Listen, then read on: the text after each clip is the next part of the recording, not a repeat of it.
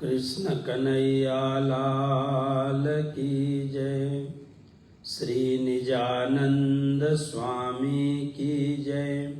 श्री प्राणनाथ प्यारे की जय। स्वामी श्री लालदास जी महाराज की जय। श्री परमहंस महाराज की जय।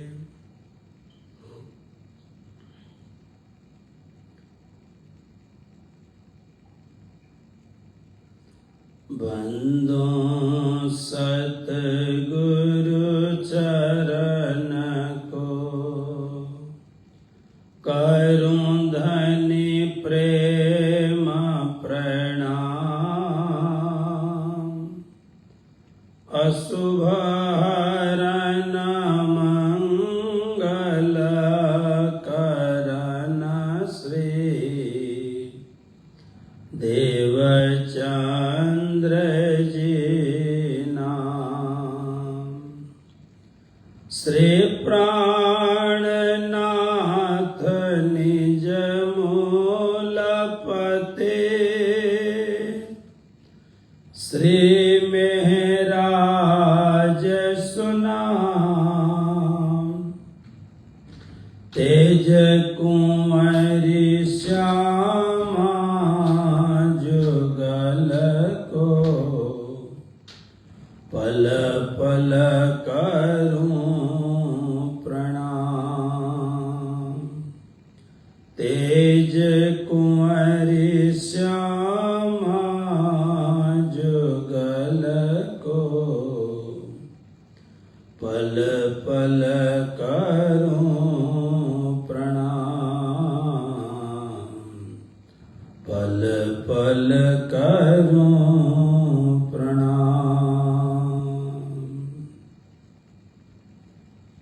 कृष्ण कन्हैया लाल की जय।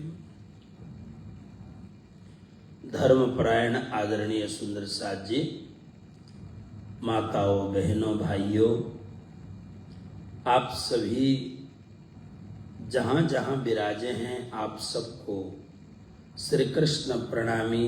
सनातन धाम ह्यूस्टन टेक्सास से कोटि कोटि प्रणाम। बड़े ही आनंद और हर्ष उल्लास के साथ बीतक का जो एक माह व्यापी ज्ञान सत्र है वो पूर्ण हो चुका है और सभी जगह पर जन्माष्टमी का भव्याति भव्य उत्सव भी पूरा हो गया और आज छठी का दिन है। यह छठी भी एक उत्सव है और छठी के उत्सव भी आप लोगों ने बहुत भाव और प्रेम से जरूर मनाया होगा। और मुझे चूंकि इस बार बहुत लंबा समय भी नहीं लिया और थोड़ा विस्तार पूर्वक बातें भी की, इसलिए कुछ प्रसंग और बाकी हैं और इन प्रसंगों में हम सभी महामती स्वामी श्री प्राणनाथ जी महाराज की दिव्य गाथा उसमें अवगाहन कर रहे हैं। बड़ा अच्छा है, हमारे सदगुरु, हमारे धामधनी स्वरूप महामती प्राणनाथ जी के दिव्य चरित्र का गुणगान कर पाना, गुणगान हो पाना और उनकी कृपा से गुणगान करना, ये बहुत बड़ी बात है। हम कर सक रहे हैं उनकी ही कृपा से। स्वामी श्री प्राणनाथ जी महाराज अब रामनगर से चलते हुए पन्ना की धरती पर आने के लिए तैयार हो गए तो कुछ चौपाइयां स्वामी श्री लालदास जी महाराज के द्वारा वर्णित कुछ चौपाइयां आपको सुना करके और उसके बाद में आज के प्रसंग को आगे बढ़ाते हैं। थोड़ी चौपाइयां श्रवण करें। श्री जी साहेब जी को बुलावने, जाओ देव जी तुम, लाल उत्तम को ले जाओ, सामे आए बुलावन हम। तहां से विदा होए के आए अगर ये पहुंचे, रिझाए मिलते राज को सेवा करी समेत कबिले। चले अगर ये से परना पहुंचे आए, डेरा किया अमराई में ठौर झंडे की चितलाए। नदी किलकिला तीर पे उतरे परमहंस आए, दिन में सरदार अक्षरातीत देख अपना ठौर सुख पाए। डेरा करते परनामे दौड़े देखत गोंड लोक और, साध बैरागी को आए उतरे देखे हम जाए वा ठौर। सबों ने आए दर्श करे कहे सुनो सब साध, या नदी को जल न पीजियो या के पिए जाई प्राण व्याध। तब सब साथ ने मिलके धोयो चरण अंगूठा राज, डार्यो चरणामृत नदी में पीछे नायो सकल समाज। तब सब गौड़ों के और लोगों के दिल में बरती यह तो श्री कृष्ण महाराज कियो निर्मल काली दहते है। भेष बैरागी धरी आए यहाँ, कर हैं पूर्ण मनोरथ काज। हमारे और सब विश्व के छत्रसाल पे बड़ो सुख राज।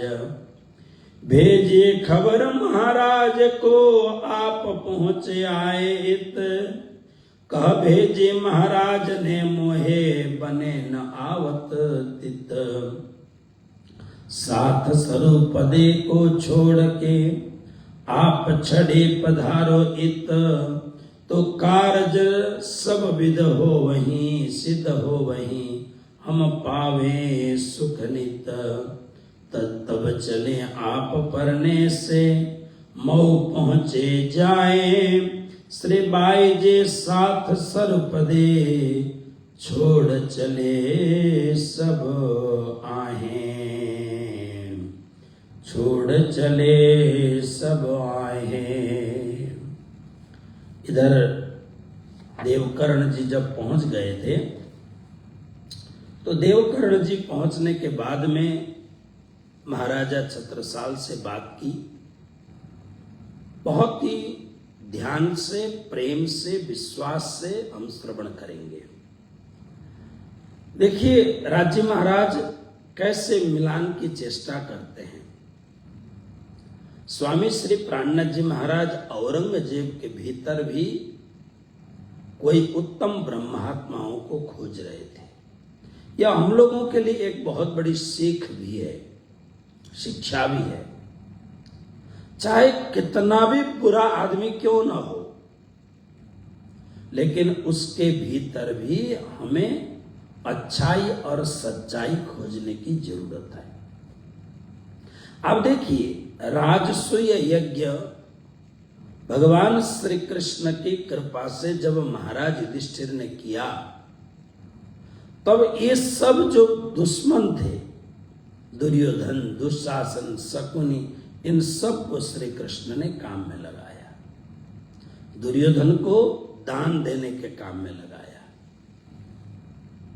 दुर्योधन है कितना भी विचित्र, लेकिन कृष्ण जानते हैं इसके जीवन की रूपरेखा, इसके जीवन का एक ऐसा भाव है कि ये जितना भी दान करेगा कभी कम नहीं होगा। दान संपत्ति कभी कम नहीं होगी। और निश्चित रूप से युधिष्ठिर महाराज को खाली करने के लिए भरपूर दान करेगा। और इतना दान करने के बाद में लोगों में युधिष्ठिर महाराज की वाहवाही होगी। देखिए, इसमें भी भगवान श्री कृष्ण ने अच्छाई खोजी। स्वामी श्री प्राणनाथ जी महाराज औरंगजेब के भीतर कोई ब्रह्मात्मा शाकुंडल, शाकुमार या कोई ब्रह्मात्माओं को खोज रहे थे। भरपूर मेहनत की, सब कुछ दांव पे लगा दिया। सनातन धर्म को बचाने के लिए निकले थे, मुस्लिमों को खुश करने के लिए आगे चल पड़े, ताकि इनमें से कोई जाग जाए तो सनातन धर्म का संरक्षण होगा, और यदि परमधाम की आत्मा होगी तो परमधाम में जाग जाएगा। कितनी मेहनत की, इसमें कुछ होगा। लेकिन वहां निराश होने के बाद में, मैं पुनः कहूंगा, स्वामी श्री प्राणनाथ जी महाराज ने मुसलमानों के लिए, इस्लामिकों के लिए जो कुछ भी उन्होंने किया, लेकिन उसमें राजनैतिक हिसाब से, कूटनीति के हिसाब से, अथवा एक सुंदर साथ बहुत जागे इस महत्वाकांक्षा के हिसाब से स्वामी श्री प्राणनाथ जी महाराज इस कार्य में सफल नहीं हुए। मैंने आपको उदाहरण दिया था, जैसे भगवान श्री कृष्ण दुर्योधन या युधिष्ठिर आदि को समझाने में सफल नहीं हुए, इसी भांति श्री प्राणनाथ जी महाराज की एक उनके जीवन का 76 वर्ष के जीवन का एक ऐसा चैप्टर है जो श्री जी का बहुत, उन्होंने अपने जीवन का सब कुछ दांव पे लगा दिया, तो भी वो औरंगजेब को समझा नहीं पाए।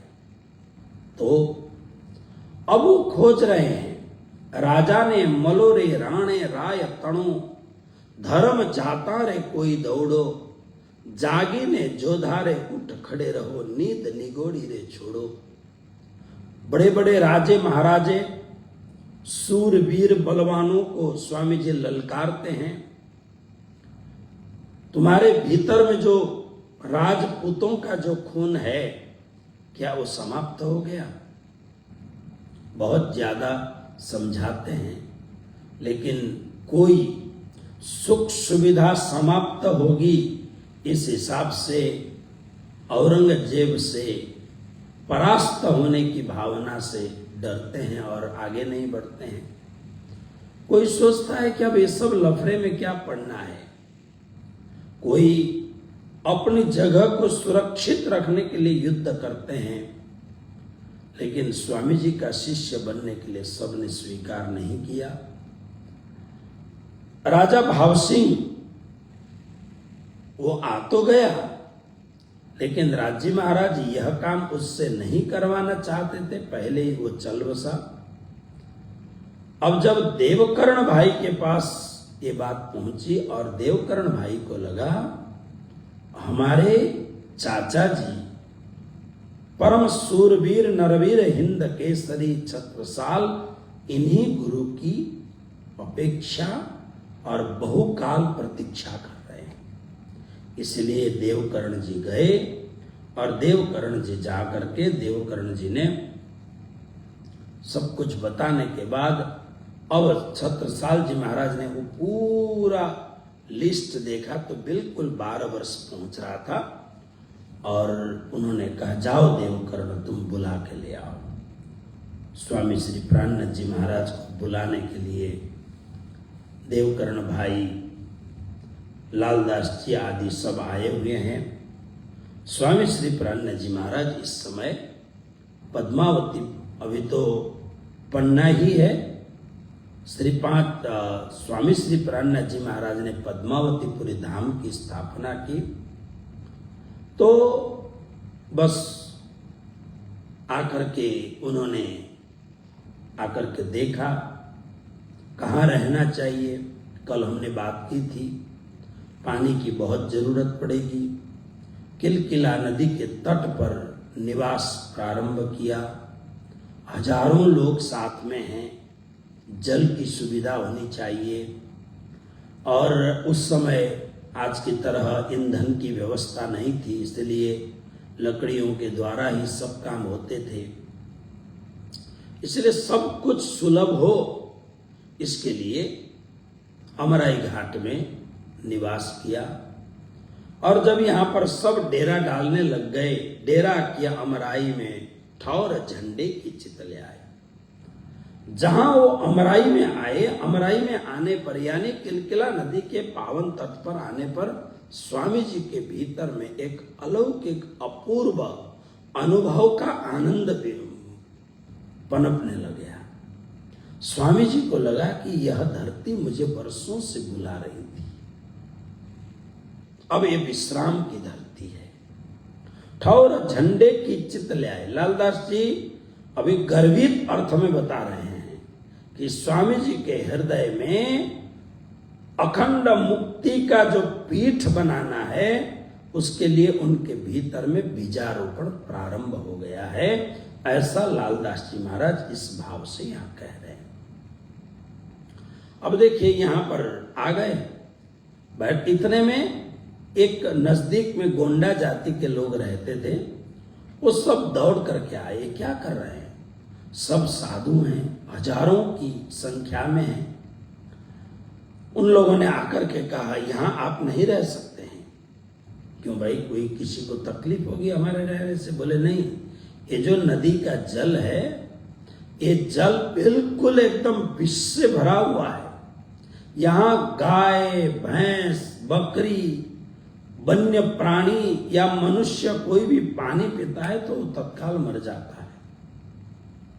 तो फिर कहां रहेंगे? बोले पानी की सुविधा कैसे होगी? तो वो बोले कि अब क्या बताएं आपको।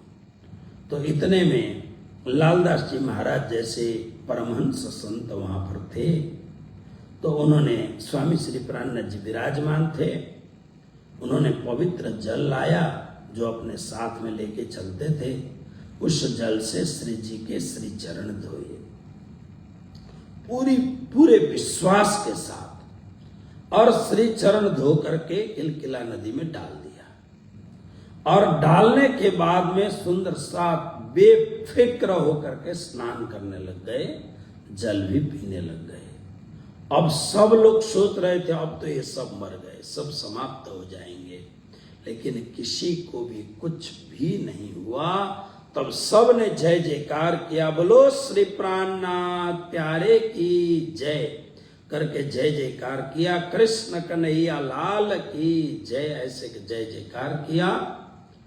तब सबने कहा यह काम तो श्री कृष्ण जी का है। जैसे भगवान श्री कृष्ण ने कालिय नाग के द्वारा कालिय दह को यानी श्री जमुना जी को विषाक्त किया था, विषैला बनाया था, तो जैसे भगवान श्री कृष्ण ने अपने श्री चरण को पधरा करके कालिय नाग से भी जल को मुक्त किया, और कालिय नाग के विष से इतना भयंकर था, ऊपर से उड़ने वाले पक्षी वहीं गिर जाते थे, इतना विष भरा हुआ था। प्रभु के श्री चरणारविंद के निक्षेप से वह पानी एकदम ठीक हो गया। तो इसी भांति किलकिला नदी जो अत्यंत विषैली नदी है, उसका जल विष से भरा हुआ है, हलाहल विष से भरा हुआ है, लेकिन स्वामी श्री प्राणनाथ जी महाराज के श्री चरण के जल से ज्यों ही किलकिला ने स्पर्श किया, किलकिला कितने वर्षों से इस श्राप से पीड़ित हो रही थी, किलकिला इस श्राप से दलित हो रही थी बेचारी किलकिला, लेकिन श्री प्राणनाथ जी महाराज के चरण के स्पर्श से अब किलकिला विष को त्याग करके अमृत हो जाती है। इसीलिए हमारे सुंदर साथ ने गौरी में कहा, प्राणनाथ मन भाए आली मोहे प्राणनाथ मन भाए, विंध्याचल पर्वत के ऊपर सुंदर धाम सुहाए। 3 लड़ियां हैं इनकी, मैं आपको जो आज का प्रसंग है उसमें सुनाऊं खाली। विष की नदिया अमृत कीनो सुख सबन पहुँचाए। भजन किरंतन होत रात दिन, सुनत मोक्ष फल पाए। श्री प्राणनाथ मन भाए आली मोहे, श्री प्राणनाथ मन भाए। विष की नदिया अमृत की नौ। इसलिए सब लोग, अब गांव के सब लोगों ने कहा, अरे भाई, साक्षात परिपूर्णतम परमात्मा श्री कृष्ण साधु का भेष लेकर के आए हैं, चलो चलो दर्शन करने चलें। चमत्कार में ही तो नमस्कार होता है, और यह तो चमत्कार नहीं, यह तो साक्षात हो रहा था। फिर सारे गांव वालों में ऐसा दिव्य प्रभाव पड़ा कि अब तो सारी सुविधाओं में गांव वाले भी लग गए। उन्होंने भी सुविधाएं तैयार की, और तैयार करने के बाद में स्वामी जी वहां विराजे। यह जो भूमि है बड़ी पावन भूमि है। कहा जाता है कि एक बार भगवान शंकर पार्वती जी को लेकर के आकाश मार्ग से दिव्य विमान में बैठ के जा रहे थे। इस भूमि में पहुंचते ही भगवान शंकर ने अपने विमान को नीचे उतारा, और ये बिल्कुल खाली जो जगह थी ब्रह्म चबूतरा, जहां आज गुम्बद और बंगला साहिब विराजमान है, ये जगह बिल्कुल खाली, लेकिन एकदम स्वच्छ जगह। भगवान शंकर ने उतर करके इस खाली जगह को प्रणाम किया, कुछ काल तक मौन रहे। फिर उसके बाद में भगवती पार्वती को कहा, चलो चलते हैं। पार्वती ने कहा, स्वामी, आप भी कभी कभी इतना विचित्र कार्य करते हैं कि हमें समझने में मुश्किल होती है। बोलो, ये कौन सी जगह थी? यहाँ न तो कोई प्रतिमा है, न कोई मूर्ति है, न कोई ऐसी जगह है। आपने प्रणाम किया और बड़े भावुक हुए आप। तब भगवान शंकर कहते हैं, देवी, पद्मावती केन सरदे विंध्य पृष्ठे विराजिते, इंद्रावती नाम सा देवी भविष्यति कलौ युगे।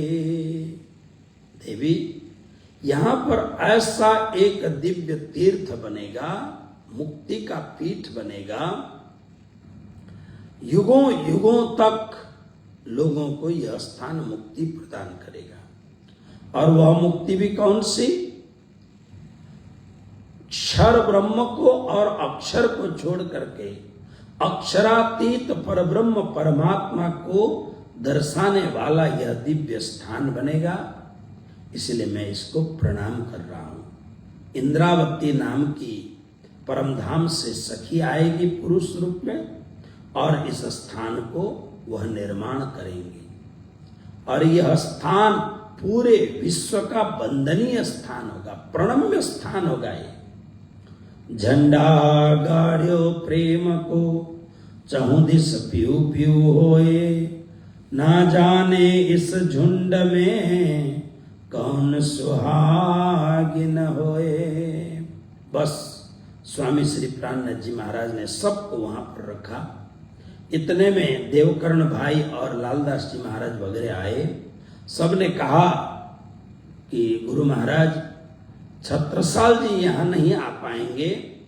अफगान खान नाम का जो राजा का बहुत बड़ा एक सेनापति है, वो 3000 सैनिकों के साथ वहां पर घेरे बैठा है, और मऊ को अभी अभी उन्होंने स्वतंत्र बनाया है, इसलिए वो छोड़ के इस समय आ नहीं सकते हैं। बिल्कुल युद्ध की तैयारी है, कब चढ़ाई हो जाए पता नहीं, लेकिन उनकी इच्छा है कि आप वहीं पधारें। तब चले आप परने से मऊ पहुंचे जाए। तब पन्ना जी से सारे सुंदर साथ बाईजू महारानी के संरक्षण में सबको रख के 4-5 जने को लेकर के पन्ना से फिर मऊ यानी लगभग 40-50 किलोमीटर की दूरी है, जहां पर इस समय छत्रसाल जी महाराज थे, वहां चले गए। मऊ में एक जगह है तिदुनी दरवाजा। अब तो पद्मावती परिधाम की ओर से उस स्थान को संरक्षित किया गया है, आप जा करके उसको व्यवस्थित रूप से देख सकते हैं। स्वामी जी जाके वहां पर बैठ गए। मऊ में तिदुनी दरवाजे डेरा किया तित्त, डेरा किया मतलब वहां विश्राम किया, और विश्राम करने के बाद में अब स्वामी जी राजा कब आएंगे इसकी प्रतीक्षा कर रहे हैं। लेकिन राजा भेष बदल करके, कोई पहचाने नहीं, इस तरीके से भेष बदल करके राजा जा करके दूर से दर्शन करते हैं। जब छत्रसाल महाराज ने दर्शन किया, दूर से देखा, तब उनके हृदय में एक अलौकिक विश्वास उत्पन्न हो गया। संभव है कि यही जिनकी प्रतीक्षा मैं कर रहा हूं यही है। फिर दूसरी बार जो युद्ध के लिए जैसा भेष पहनते, शिकारी जैसा भेष, फिर दूजी बेर भेष बदल के कर शिकार को साज, क्योंकि मुसलमानों की सेना बहुत बड़ी थी। छत्रसाल महाराज ने जब शुरू किया, मैं आपको बताऊंगा उनका इतिहास, उनके पास कुछ भी नहीं था। 5 घोड़े के सवारी, उसमें से एक वो और 5 घोड़े की सवारी, और उसके बाद में 25 पैदल चलने वाले सिपाही। इतने को लेकर के औरंगजेब के साथ उन्होंने बुंदेलखंड को स्वतंत्र करने के लिए वो लगे हुए हैं। तो इसलिए हमेशा गुरिल्ला युद्ध की तरह उन्हें युद्ध करना है। तो अब स्वामी जी के पास गए, जाने पर थोड़ा दूर खड़े रहे।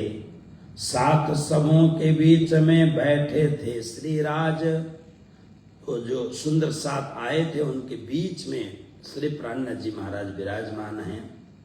तहां जाए ठाड़े भय तरह मूढ़ की आप ले आए। थोड़ा दूर खड़े हो गए, मूढ़ की ले आए मतलब बिल्कुल गूंगे की तरह, बोलते नहीं है, चुपचाप वहां बैठ गए।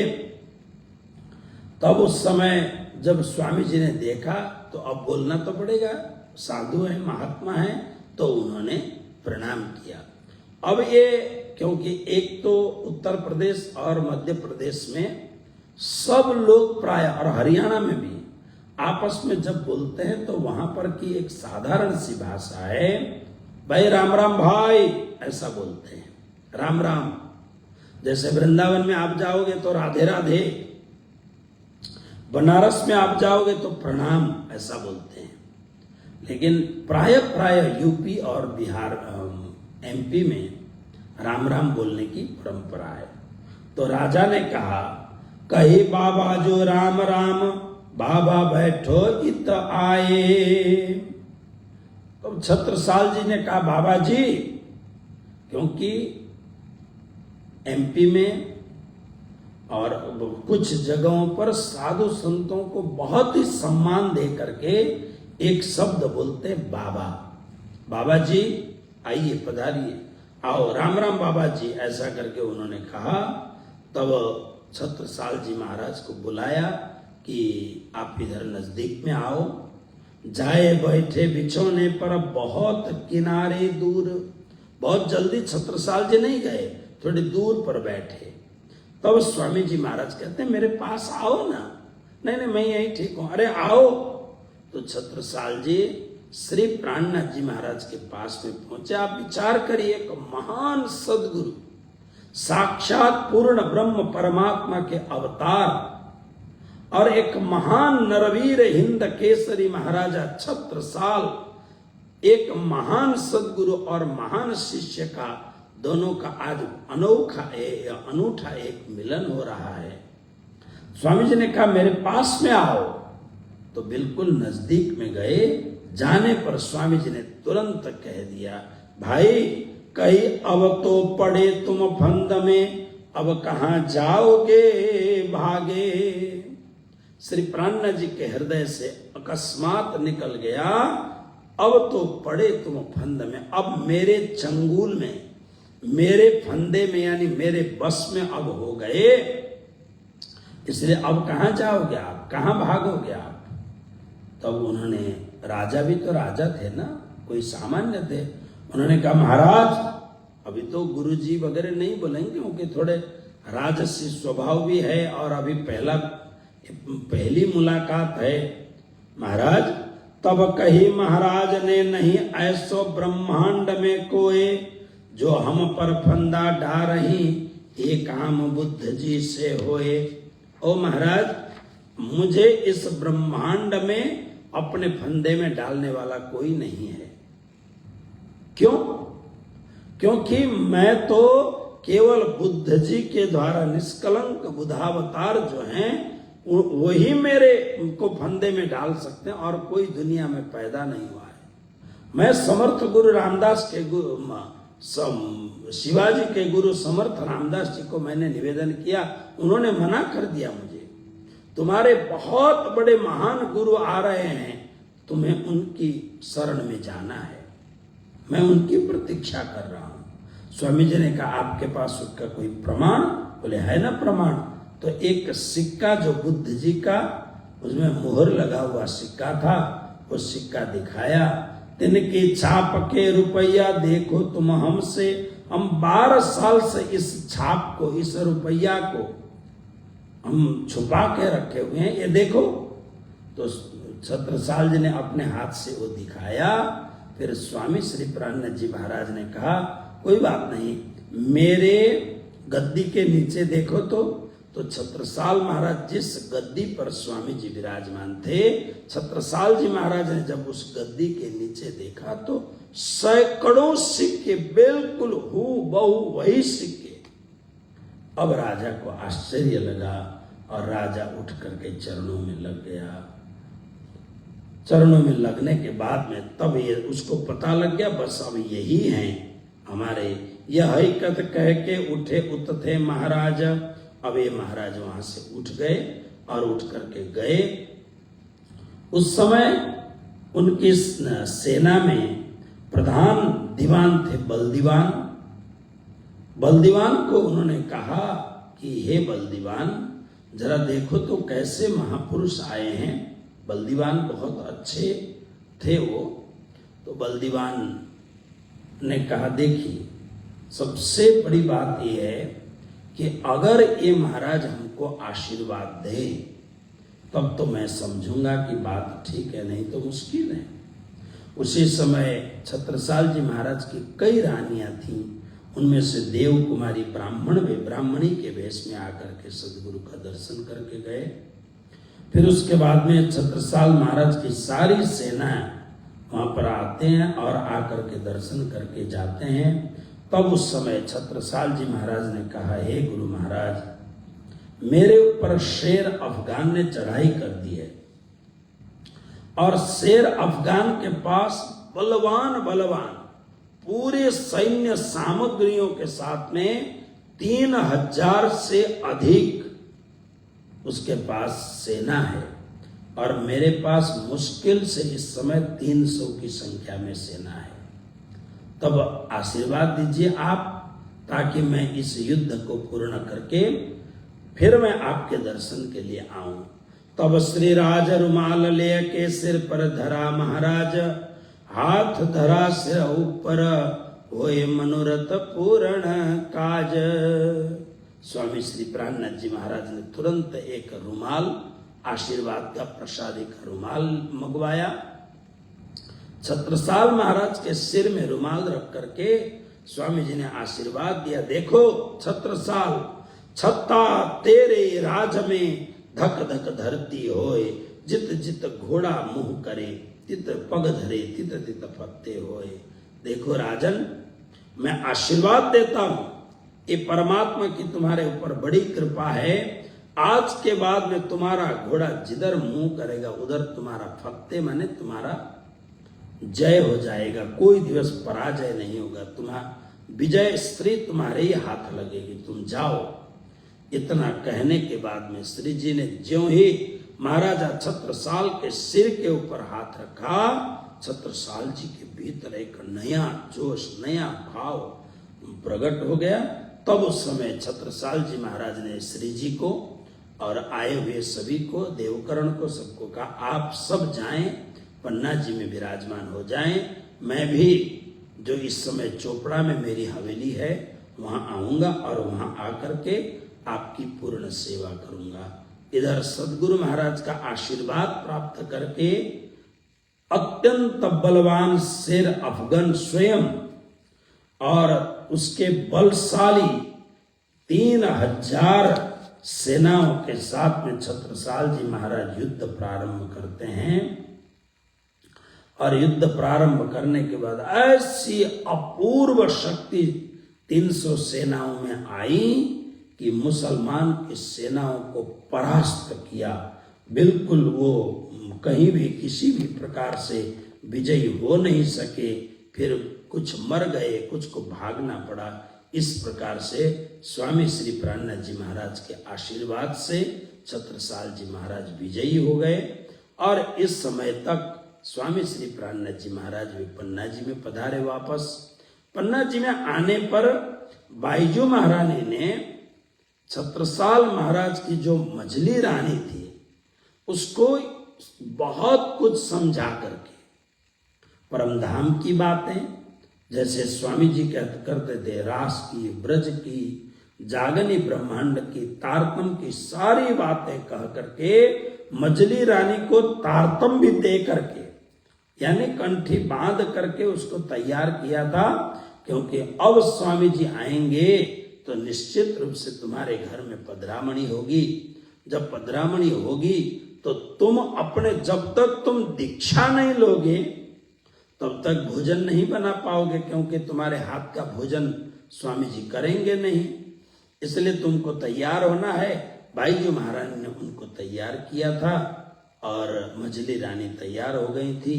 अब श्री प्राणनाथ जी महाराज पन्ना जी आए तो उन्हें बड़ा आनंद हुआ, क्योंकि स्वामी जी के कई दिन न रहने पर भी यहाँ पर जागनी का कार्यक्रम निरंतर चलता रहा। और बहुत अच्छा हुआ कि छत्रसाल जी महाराज के परिवार के अंदर ही जागनी प्रारंभ हो गई थी। जागनी का बिगुल बज चुका था। इस प्रकार से वहाँ कार्यक्रम हो रहा था। अब यहाँ पर क्या हुआ कि जब छत्रसाल जी महाराज आने के बाद में फिर छत्रसाल जी महाराज ने कहा कि अब गुरु महाराज को यहाँ पर लेकर के आते हैं।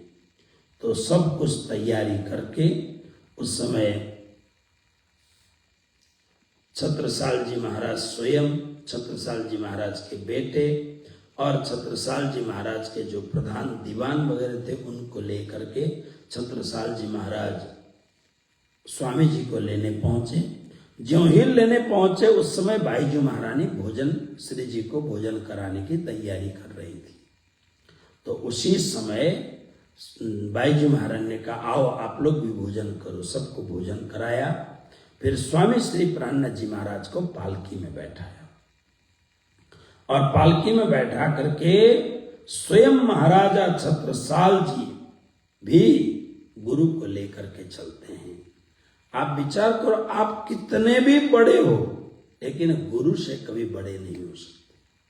माता पिता और गुरु से कभी आप बड़े नहीं हो सकते। गुरु गुरु हैं, इसलिए खूब प्रेम और सद्भाव से गुरु की सेवा करनी चाहिए। अब वहां पहुंचे। वहां पहुंचते ही एक, आप लोगों को पता होगा कि जब कोई महापुरुष आते हैं या कोई राष्ट्र नायक आता है तो उसके लिए कुछ बिछाया जाता है।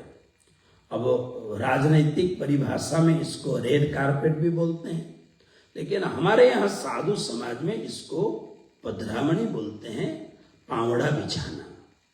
तो महारानी जो उनकी मझली रानी थी, बीच वाली रानी जिनको कंठी बांधा था, उन्हें तो इतना हर्ष, इतना आनंद हो रहा था, इसलिए उन्होंने बिल्कुल अपनी कोरी नई साड़ी बिछा दी और जहां स्वामी जी को बैठने के लिए जगह बनाई थी वहां तक वो साड़ी बिछा करके पहुंचा दी।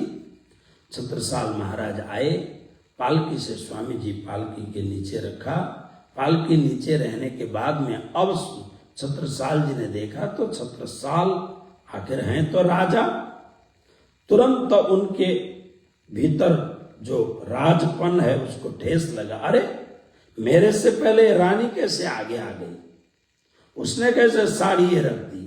तो छत्रसाल जी महाराज ने उस साड़ी को उठा करके हटा दिया और अपनी लंबी सी मोटी पगड़ी निकाली और अपनी पगड़ी, इसका मतलब आप समझे, पगड़ी सबसे ऊंची चीज है।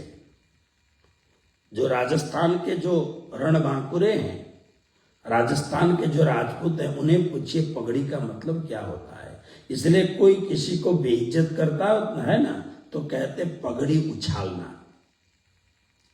तो पगड़ी की बहुत बड़ी मान्यता है। छत्रसाल ने स्वामी श्री प्राणनाथ जी महाराज मेरे पगड़ी के ऊपर अपने चरणों को डालते हुए जाएं, इसलिए अपनी पगड़ी, रानी के साड़ी को हटा करके पगड़ी बिछा दी। स्वामी जी ने रानी को ऐसे देखा, सुंदर साफ बन चुकी थी, तुलसी की माला धारण कर चुकी थी। साड़ी फेंकने के कारण, हटा देने के कारण उनके मन को बहुत दुख हुआ। दुख अब ये बात समझना, दुख इसलिए नहीं हो गया कि राजा ने उठा के किनारे कर दिया। दुख इस बात का है कि मेरी वस्तु काम में नहीं आई, सदगुरु के काम में नहीं आई। सदगुरु महाराज तो साक्षात तन की जाने, मन की जाने, जाने दिल की चोरी, उन साहेब से क्या छुपी है जिनके हाथ में डोरी। तो स्वामी जी राजा की पगड़ी जो बिछाई गई है, दिव्य पगड़ी, उसमें अपने श्री चरण को डालते डालते डालते आगे जा रहे हैं। इसलिए तो हमारे यहाँ गुजराती में बहुत सुंदर गायन है, मैं कई बार भागवत में भी बोलता हूँ। सखी आजनी घड़ते रड़िया मणि, हरे सखी आजनी घड़ते रड़िया मणि, हरे मारो बालो आब्यानी बधामणि हो जे रे, आजनी घड़ते रड़िया मणि। बड़ी धूमधाम से सुंदर साथ सब भाव विभोर होकर के गा रहे हैं। आज हमारे घर राज पधारे, आनंद आंग अपार रे, धन्य धन्य भाग्य हमार रे। धूमधाम से सुंदर सद गा रहे हैं, सब साथ में आए हुए हैं। लेकिन पगड़ी के ऊपर चलते चलते चलते, जहां श्री जी के लिए सिंहासन बनाया था बैठने के लिए, वो पगड़ी वहां तक नहीं पहुंचती। पगड़ी लंबी थी, लेकिन श्री जी ने मछली रानी के हृदय को, दुखी हृदय को समझ करके पगड़ी के साइज को छोटा कर दिया। देखिए, ये परमात्मा के हाथ में छोटा और बड़ा करना। देखो, द्रौपदी की छोटी सी साड़ी परमात्मा ने इतनी बड़ी कर दी, दुर्योधन दुशासन खींच खींच करके थक गया। जिनके हाथ में 10,000 हाथी का बल है, वो खींच के हार गया, लेकिन द्रौपदी को नग्न नहीं कर सका। और आज स्वामी जी साक्षात कृष्ण स्वरूप हैं। उन्होंने अपने भक्त के हृदय की भावनाओं को समझते हुए तुरंत उसको छोटा कर दिया। अब उस समय, क्योंकि बीच में जगह रह गई, अब पैदल स्वामी जी को नीचे कहां टेकाएंगे, तो उसी समय राजा ने रानी को कहा, लाओ तुम्हारी साड़ी लाओ। तो अंतिम में तो रानी की वह परम पवित्र प्रेम प्रतीक साड़ी ही काम में आया, और उस साड़ी के ऊपर श्री जी ने अपने श्री चरण पधराए और ले जाकर के सिंहासन में पधराया। और सिंहासन में पधराते ही सबसे पहले छत्रसाल जी महाराज ने कहा, सबसे पहले आरती करेंगे। तो बहुत ही सुंदर आरती सजा के तैयार किया था। आरती को प्रज्वलित किया और प्रज्वलित करने के बाद में भाव और प्रेम से रानियों के साथ मिलकर के नरवीर हिंद केसरी साक्षात साकुंडल सखी के अवतार छत्रसाल जी महाराज आरती करते हैं। छत्रसाल जी महाराज ने सोचा, लेकिन इससे पहले स्वामी जी ने कहा, राजन तुम मेरी आरती करो, लेकिन आधिकारिक होकर के आरती करो। छत्रसाल जी महाराज कहते हैं कि कैसे, तुमको जागनी होनी है ना? बोले हाँ बैठो। तो स्वामी श्री प्राण जी महाराज ने पहले कंठी बांधी, तुलसी की कंठी गले में पधराई और अपने ही पवित्र श्री मुखारविंद से इस महान भक्त के कान में वही मंत्र जो अक्षरातीत परब्रह्म परमात्मा ने दिया, वही मंत्र जो श्री निजानंद स्वामी ने प्राणनाथ जी को दिया था, वही मंत्र आज छत्रसाल जी महाराज के कान में फूंकते हैं। मंत्र बोल करके कान को पवित्र करते हैं और ज्यों ही श्री जी के मुखारविंद से निज नाम का पवित्र प्रश्वास अंदर पहुंचा, हृदय जगमग हो गया। छत्रसाल का हृदय जगमग हो गया और छत्रसाल महाराज आनंद से कूदने लगे। उनको समझ में आ गई सारी बात। जैसे ध्रुव जी के लिए कहा, भगवान श्री कृष्ण ने जब ध्रुव जी के कपोल में स्पर्श किया, गाल में स्पर्श किया, तो ध्रुव ने कहा, युन्तः प्रविश्य मम वाच मिमां प्रसुप्तां संजीवयत्यखिल शक्ति धर स्वधाम्ना अन्याश्च हस्त चरण श्रवणत्व गादिन प्राणान नमो भगवते पुरुषाय तुभ्यम। ध्रुव जी कहते हैं कि भगवान हे प्रभु, आपके स्पर्श पाते ही मेरा रोम रोम वेदों के ज्ञान से आप्लावित हो गया है। इसी तरह छत्रसाल जी महाराज के गले में तुलसी की कंठी डाल करके और कान में जो ही मंत्र फूंकते ही छत्रसाल जी की आत्मा तुरंत जाग गई। उन्हें पता लगा कि मेरे आंगन में आज भगवान ब्रह्मा नहीं, भगवान श्री विष्णु नहीं, भगवान श्री शंकर नहीं, भगवान श्री नारायण नहीं, कोई गौलोक धाम के साक्षात श्री कृष्ण नहीं, किंतु साक्षात अक्षरात परतः पर श्री परम धाम से पूर्ण ब्रह्म परमात्मा साक्षात आज पधारे हैं मेरे यहाँ। उनको अनुभव हो गया, तुरंत सारा ज्ञान हो गया और उसके बाद में अब आरती उतारने लग गए। तो आरती में सोचा पुरानी आरती गाऊं, इससे अच्छा अपने तो बड़े अच्छे कवि भी थे छत्रसाल जी महाराज, उन्होंने आरती शुरू कर दी।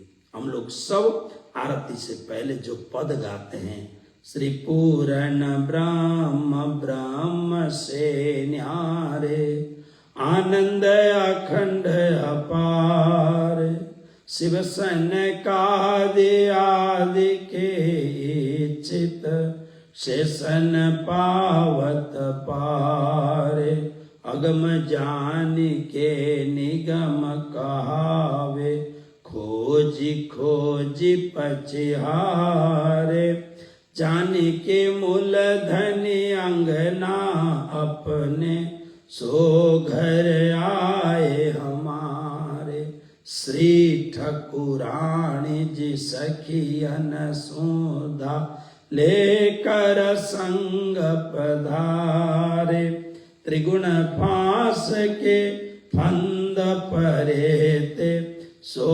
फंदा निर्वारे वारी वारी जाऊं मैं अपने पिया पर शोभा मुख से न आवे सिंहासन आसन बैठारे श्री छत्रसाल गुण गावे श्री महाराजा गुण गावे।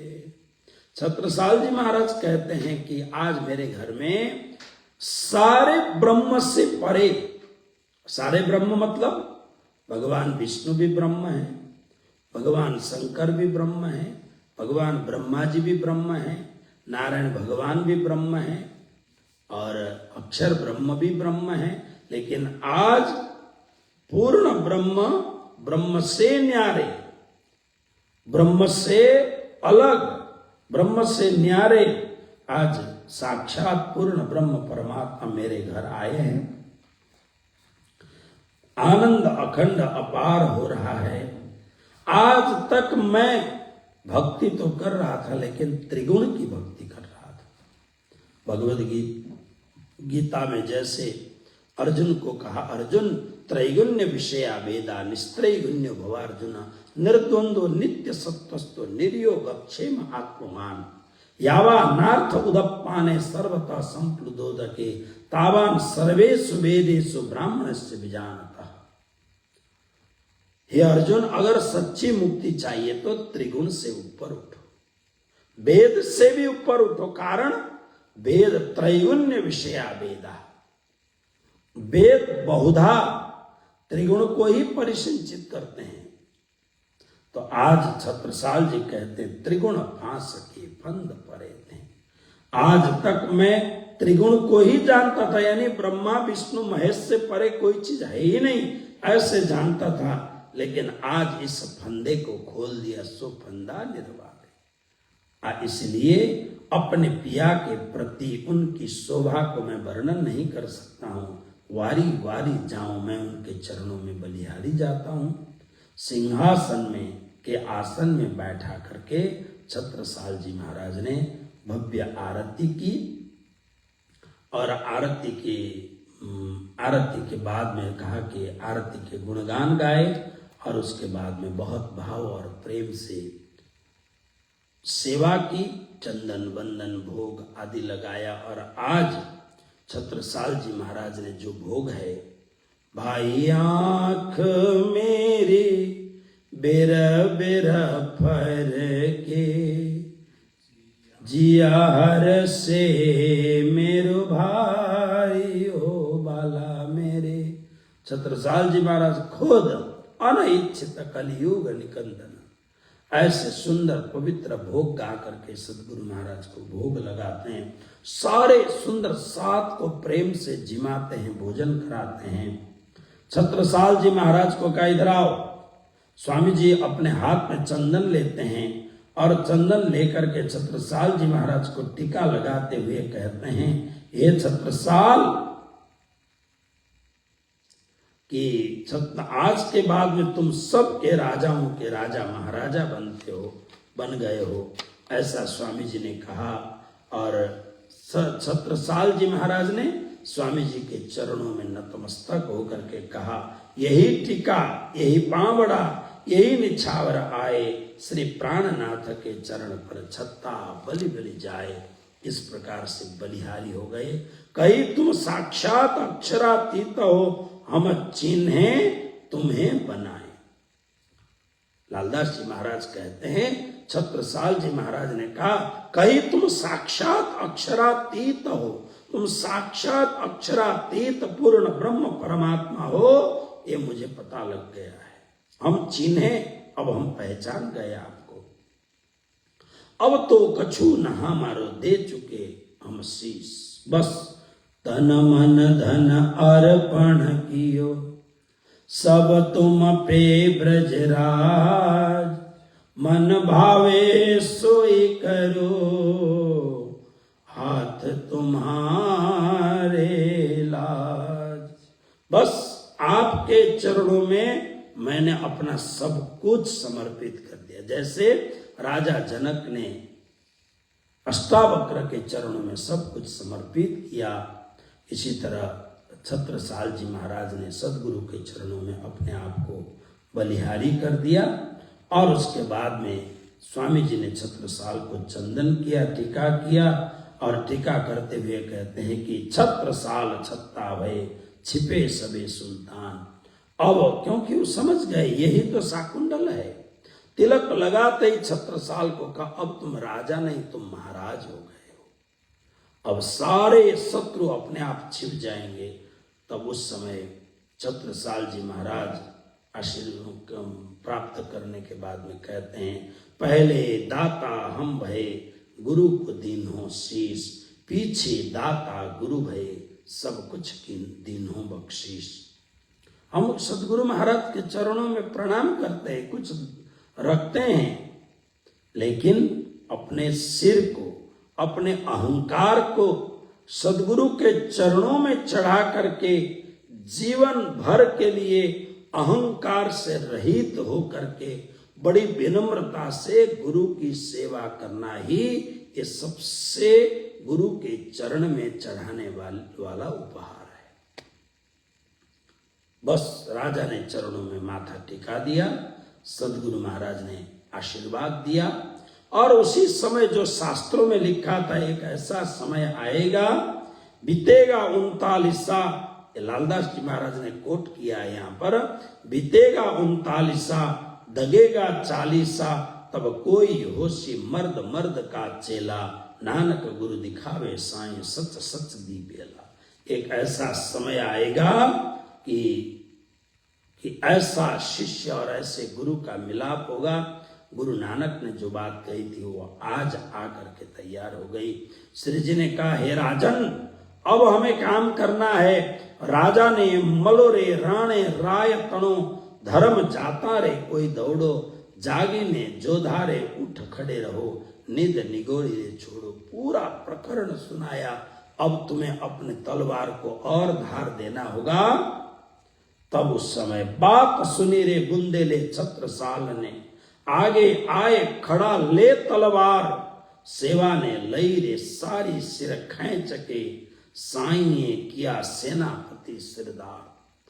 स्वामी श्री प्राणनाथ जी महाराज ने कीर्तन के 58वें प्रकरण में 20वीं चौपाई में कहा, स्वामी जी की ऊर्जा से भरी हुई, शौर्य से भरी हुई वाणी को सुन करके तुरंत हाथ में वह विशाल काय तलवार लेकर के महाराजा छत्रसाल आगे बढ़ते हैं। गुरु महाराज, आप अब ये सिर आपका है, आप मुझे आज्ञा कहें, बस मैं आपके लिए तैयार हूं। साखी कह के थाल ले तिलक करियो श्रीराज, भाल माही छत्रसाल के कही आप बैठो महाराज।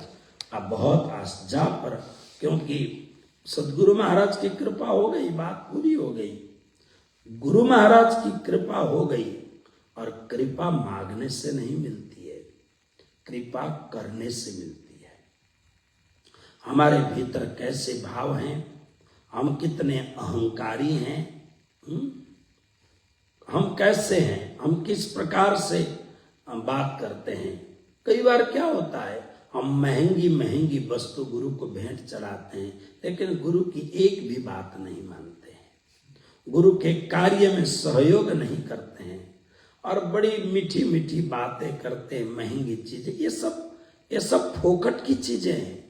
तुम कितनी भी महंगी चीजें चढ़ाओ, कितना भी मुख से मीठी मीठी बात करो, लेकिन अगर गुरु के काम को नहीं करोगे, छत्रसाल को, क्योंकि छत्रसाल को काम दिया कि तुम्हें सनातन धर्म की रक्षा करनी है, ये औरंगजेब के साथ युद्ध करना है। प्राणपण से छत्रसाल जी लग गए। बस बजी बधाई नृत्य के करे आरती प्राण, सब जन सो महाराज जो कहो प्रणाम प्रणाम। सबको महाराज जी ने प्रणाम प्रणाम किया। बस शिष्य को ऐसा चाहिए, गुरु को सर्वस्व दे। शिष्य को ऐसा चाहिए, तन मन धन अर्पण कियो। लेकिन गुरु क्या करे, गुरु को ऐसा चाहिए शिष्य से कुछ ना ले। शिष्य को ऐसा चाहिए कि गुरु से कुछ भी उसको लेना ना पड़े, इस प्रकार से उसे करना चाहिए। तो ऐसे एक महान सदगुरु का महान शिष्य के साथ में मुलाकात हुई है, तो ये एक अलौकिक भावना। अब थोड़ा सा पद्मावतीपुरी धाम की और थोड़ी सी चर्चा होगी, लेकिन इस बीच में हमें ये जानना है कि छत्रसाल जी महाराज वास्तव में कौन थे। क्योंकि देखिए, छत्रसाल जी इतने दिव्य संस्कारी व्यक्ति कैसे थे, तो इनके बैकग्राउंड को, इनकी पूरी जीवन कहानी को समझना हमें जरूरत है। और वो कौन था 12 साल पहले जिसने छत्रसाल को एक सिक्का दिया था, बुद्ध जी का स्टैंप वाला सिक्का दिया था, ये चर्चा हम कल करेंगे। आज यहीं विश्राम करते हैं, कल पुनः आगे की चर्चा होगी। उसके बाद में पद्मावतीपुरी धाम की विशेष चर्चा होगी। आइए आज यहीं पर विश्राम करते हैं। कृष्ण कन्हैया लाल की जय, श्री सद्गुरु महाराज की जय, श्री प्राणनाथ प्यारे की जय, स्वामी श्री लालदास जी महाराज की जय, श्री छत्रसाल महाराज की जय, श्री परमहंस महाराज की जय, श्री भद्रावतीपुरी धाम की जय, सर्व सुंदर साथ की जय। प्रणाम सुंदर साथ जी।